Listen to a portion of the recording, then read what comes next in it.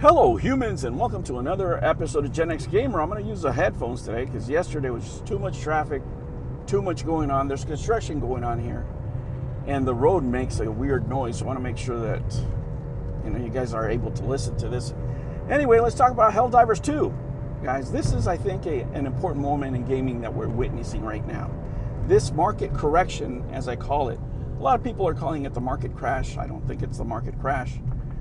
I think it's a cycle, right? And what we're witnessing now is a paradigm shift in the industry. I think we're witnessing the birth of a new business model that doesn't seek to have game consoles as the primary source of revenue. Let's face it, guys, for most younger players, consoles seem antiquated. Most younger players are playing on tablets or on PC. That's how they're playing. A lot of people play that way. Why is Helldivers so successful? Why is it selling millions and millions of copies? 12 million copies, the most successful PlayStation game ever as of today.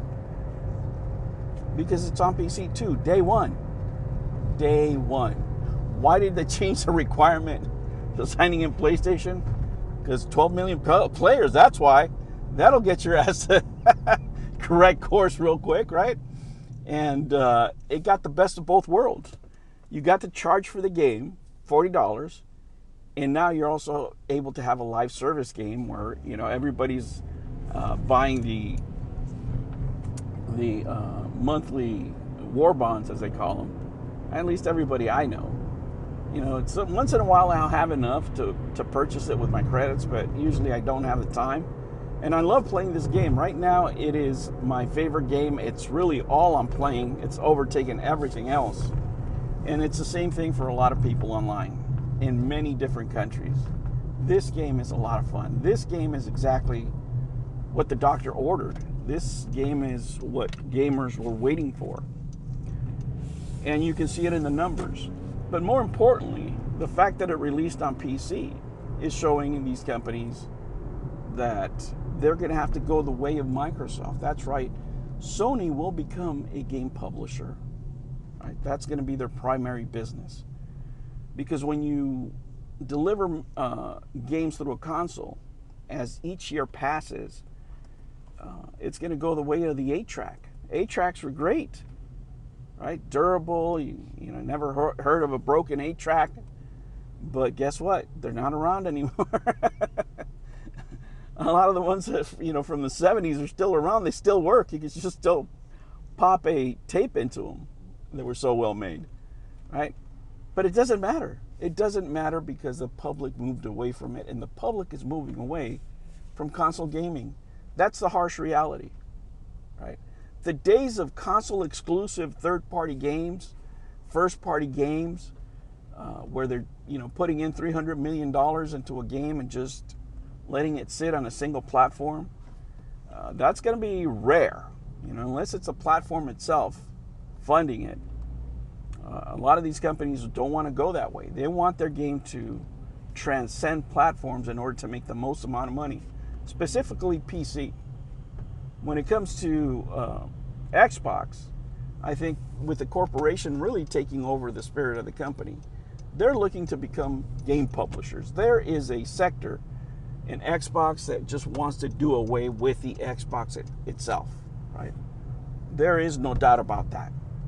And, Microsoft is a software company primarily. They know how to make money with software. And they don't like losing money making hardware. That's a fact. That's a fact. And other companies are going to see this. Now, for me, the interesting part is how is Nintendo going to react to this market shift? Because they are primarily a console company, right, when it comes to their gaming division. For me, they're an overall entertainment company, media company, multimedia. But when it comes to their gaming business, at least they're going to have to go into mobile in order not to be stagnant. These other companies are, over the next 3 years, you're going to see a large shift, because that's, from what I see from all the financial reports that I've read online from different companies, whether it's Xbox, PlayStation, Square Enix, they're looking at a 3 to 5 year time frame in order to do a full conversion of their business model. Meaning that the way they conduct business, in regards to their games, is going to have a significant shift. So what we're witnessing here basically is a shift in the market like we've seen before. Like when the market shifted from cartridges to CD-ROMs, right, to discs, from many other things that we've seen in many industries, where the media changes, where the way publishing changes. And the internet absolutely has to do a lot with that. Artificial intelligence is going to have a lot to do with it because of the ease of creation, right? The accelerated process you're going to be able to make games in the future. Within 5 years, let me tell you, the process of making games is going to be vastly different, right? And that doesn't bode well for a lot of a lot of people in the industry, right? Because you're going to need less people to make games, and you're going to have more games because more people, smaller developers, are going to have the resources to make better games because of AI. And it's interesting to see. I mean, at the end of the day, I'm glad that I have my collection, my physical collection, because that's really all we're going to have of the old days. This new marketplace, this new environment that we're going to be involved in is going to be completely different. It's going to be completely different for investors, as they're going to be, asking more out of these companies, more revenue. Because when other companies see what Sony's success has been, what do they want to do? They want to replicate it, just like they wanted, their next Fortnite, just like they wanted their next Pal World. I mean, these people are looking at this stuff and saying, why not us? Why not us? Why are we not making that kind of money? And at the end of the day, these companies are going to shift. And gaming, as you and I know it, is going to change. For us that are older, we've seen it change. We're already comfortable with the changes. We have our stack, right, of games. But what is it going to be to the younger people that didn't get to collect a lot of physical media?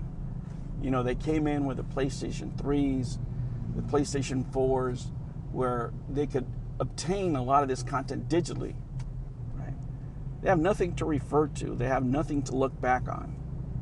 And I think the video game console eventually is going to go the way of the 8-track. It's going to be a niche market, absolutely.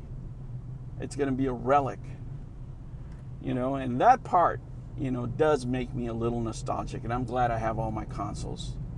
And I guess I'm going to keep the PlayStation 5 as a relic eventually. All right, humans, thank you for joining me on this morning drive. I do appreciate it. I hope you have a great day. Take care.